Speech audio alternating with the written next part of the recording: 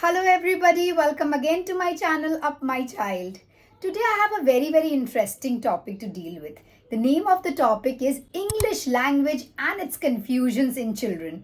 As parents, educators, it is very important for us to understand what are the common confusions and problems which children face while understanding and studying this language and help them overcome their issues. So let's dive in. We have often heard that children face a lot of confusion and difficulty while learning English language. Let us understand why.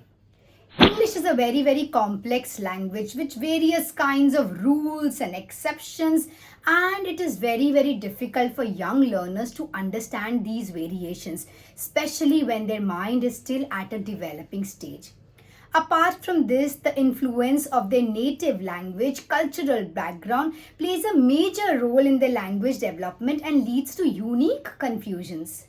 Now let's understand what are the various different kinds of confusions which a child faces while understanding this language. And I will share with you some easy, simple tips which will help you to help your child overcome these problems. One of the first challenges which a child encounters is the usage of homophones.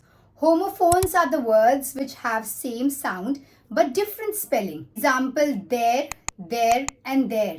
A child gets confused with the usage of these words because they all sound the same. This creates a major issue when they are reading sentences. It leads to errors when they are writing, and also they have difficulty in understanding the real intent of these words. Some classic examples here can be, imagine a child writing, I want to buy a pair of socks, and he wrote, I want to buy a pair of socks. Pair and pair sound identical, but their meanings are absolutely different.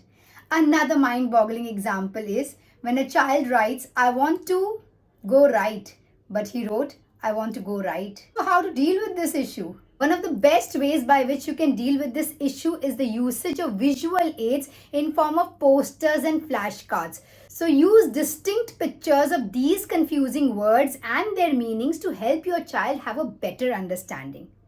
The second way is making the child understand the usage of these words in simple sentences and stories so that he can actually understand the context in which these words are used. You can also engage your child in various kind of word games and writing activities, particularly focusing on homophones. Another major confusion going on in a child's mind when it comes to English language is verb tenses to denote the time of action. There are different kinds of tenses in English language: present, past, future, present continuous, past continuous, future continuous, present perfect, past perfect, future perfect, and so many. And the confusion going on in the child's mind regarding its usage is beyond our understanding. We naturally tend to make common mistakes like the child will say, he goes to the park yesterday, instead of saying he went to the park yesterday.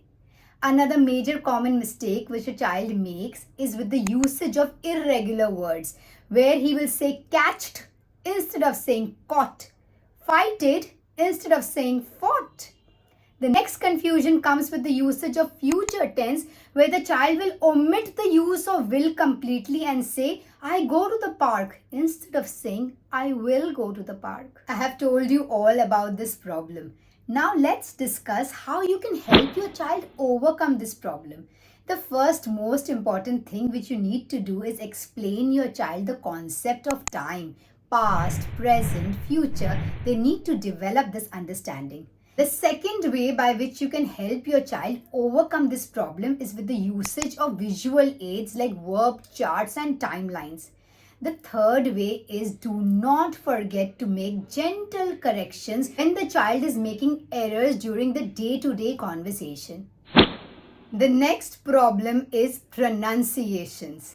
Pronunciation in English language is so confusing that there are 24 alphabets in English language, but they have 44 sounds. For example, in Pacific Ocean, the letter C comes for 3 times. But in the first situation, C stands for sir. In the second situation, C stands for K. And the third situation, C stands for sure. Now, how to deal with this problem? Indulge your child in conversation, listening to songs and rhymes so that they can help to understand correct pronunciations of words. Repetitions of sound and also regular hearing them helps the child to understand pronunciations better. Like A is for a, a. Also make use of visual aids like B in bat, D in dad. So, these are some various ways by which you can help your child build pronunciations in an effective way. The next one is idioms and phrases. Idioms and phrases are so abstract in nature that the child faces immense difficulty in understanding what it actually means. Like when it comes to break a leg, the child thinks it's actually talking about a broken leg of somebody. Raining like cats and dogs, and they start looking for cats and dogs falling up from the sky. So the confusion is between the real meaning and the intended meaning. How to overcome this problem? Engage your child in discussions and stories where they come across these idioms and understand the context in which they are used. Encourage your child to ask you questions whenever they come across an unfamiliar idiom. Explain them the meaning of these idioms with examples so that they understand the usage properly. The next one is punctuations.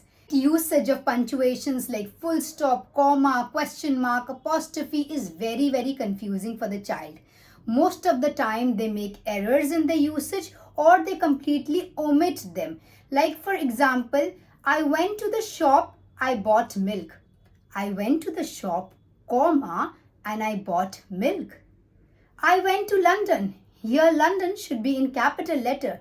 But the child who is not familiar with the usage of correct punctuation will make these errors. To help your child understand these punctuations, keep on pointing out the punctuations when you're reading stories to the children. Always make sure that you correct their errors when they are writing stories, passages, paragraphs, or compositions.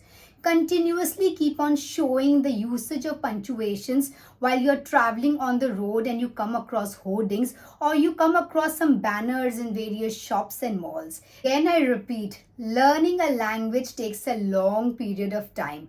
Let it come naturally in your children.